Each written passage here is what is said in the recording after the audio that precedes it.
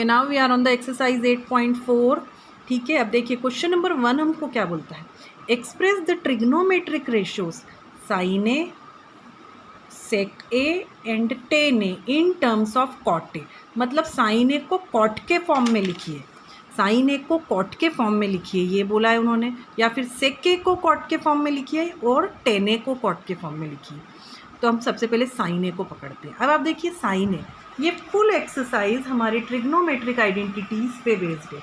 अब देखो साइन का कॉट से रिलेशन होता है क्या, देखो साइन का रेसिप्रोकल कॉसेक होता है, तो आप साइन और कॉसेक का रिलेशन आप कॉट से देख सकते हो। इधर तो कहीं नहीं दिख रहा है आपको कॉट फर्स्ट में, सेकेंड आइडेंटिटी में भी कहीं कॉट नहीं है, थर्ड आइडेंटिटी में आपके पास में कॉसेक भी है और कॉट भी है।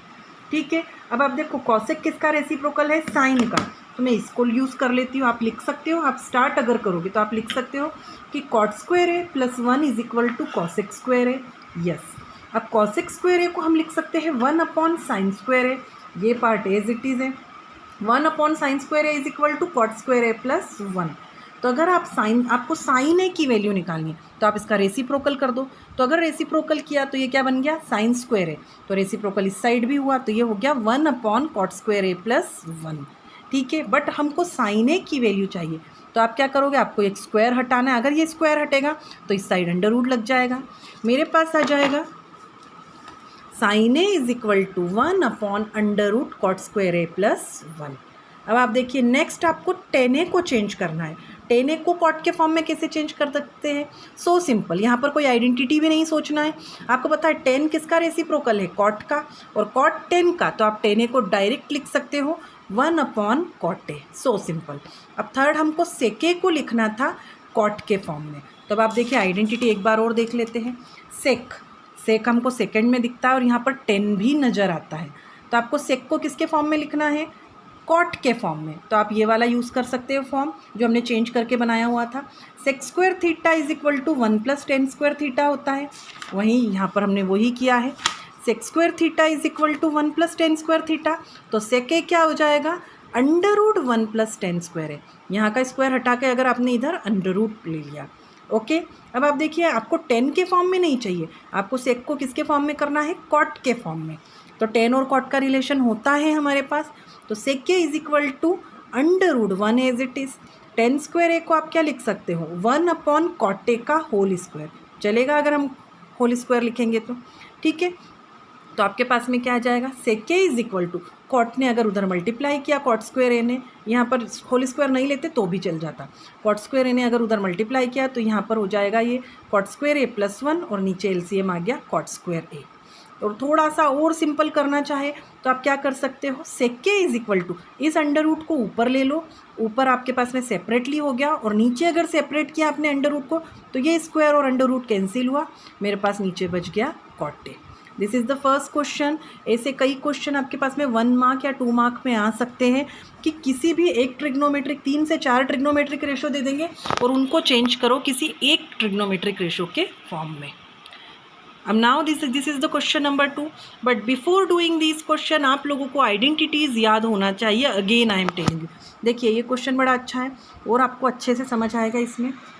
Right all other trigonometric ratios, all other trigonometric ratios, कौन से trigonometric ratios, all other trigonometric ratios in terms of sec के। मतलब आप देखो आपके पास में 6 ट्रिग्नोमेट्रिक रेशोज होते हैं, sine A, cos A, tan A, cot A, cosec A, sec A. तो सेक ए के फॉर्म में लिखना है पांचों जो बचे हुए ट्रिग्नोमेट्रिक रेशो है, साइन, कॉस, टेन, कॉसेक और कॉट को सेक के फॉर्म में लिखना है। ठीक है, तो हम स्टार्ट कर देते हैं। आप ऐसा करिए, इन सभी ट्रिग्नोमेट्रिक रेशोज को पहले तो लिख लीजिए, फिर अब आप कनेक्शन बनाइए। देखो हमने सबसे पहले लिखा साइन है, अब साइन का सेक से क्या कनेक्शन है, तो इसके लिए हम एक बार हमारी ट्रिग्नोमेट्रिक आइडेंटिटी देखते हैं। देखो साइन का सेक से नहीं है, बट साइन का, नाउ यू सी, साइन का सेक से तो रिलेशन नहीं है, बट साइन का कॉस से रिलेशन है। मेरे पास है sine square theta plus cos square theta is equal to 1, या फिर आप क्या लिखते हो, sine square theta is equal to 1 minus cos square theta, इसको ले लेते हैं हम। तो देखो हमने क्या लिखा, साइन ए, यहाँ पर ए है, sine A is equal to, square अगर हटाया तो अंडर रूट बना दिया यहाँ पर, sine A is equal to under root 1 minus cos square है। अब देखो सेक के फॉर्म में नहीं आया ये तो तो आप क्या करो, कॉस को चेंज कर लो सेक में। कॉस और सेक रेसिप्रोकल होते हैं। मैंने क्या लिखा, sine A is equal to under root 1 minus 1 upon sec A का होल स्क्वायर। ये होल स्क्वायर लेते हैं हम, बाद में इसका स्क्वायर सेपरेट करके एलसीएम लेंगे। तो आप देखिए ये क्या हो जाएगा, sine A is equal to sec square A ने अगर इधर मल्टीप्लाई किया तो ये हो गया sec square A minus 1 upon sec square A, just same is the last question. और sine A is equal to, अगर हमने अंडर रूट सेपरेट किया, एक बार इसके साथ ले लिया और एक बार नीचे सेक स्क्वायर ए के साथ ले लिया, तो ऊपर आ जाएगा under root sec square A minus 1 और नीचे सेक ए बच जाएगा, क्योंकि स्क्वायर और अंडर रूट कैंसिल हो गए। अब हम कॉसे पे आते हैं। सेकंड ट्रिग्नोमेट्रिक रेशियो होता है हमारा कॉसे।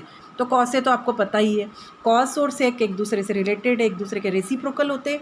तो हम डायरेक्ट क्या लिख सकते हैं, cos A is equal to 1 upon sec A, easy going. अब हम आते हैं टेन ए पे। हमारा थर्ड ट्रिग्नोमेट्रिक रेशियो होता है टेन ए। तो टेन ए, अब आप देखो टेन का सेक से कुछ रिलेशन है। देखो टेन का सेक से रिलेशन होता है, डायरेक्ट रिलेशन है हमारे पास। आप देख लो ट्रिग्नोमेट्रिक आइडेंटिटीज़ में सेकंड नंबर की आइडेंटिटी सेक और टेन के फॉर्म में है। तो टेन स्क्वायर, टेन को सेक में चेंज करना है, इसलिए हम इस फॉर्म को यूज़ कर लेते हैं। Tan square A is equal to sec square A minus 1। तो tan square A is equal to sec square A minus 1, direct identity हमने पिक की वहाँ से, but identity as it is नहीं लगती, इस स्क्वायर को हटाना पड़ेगा।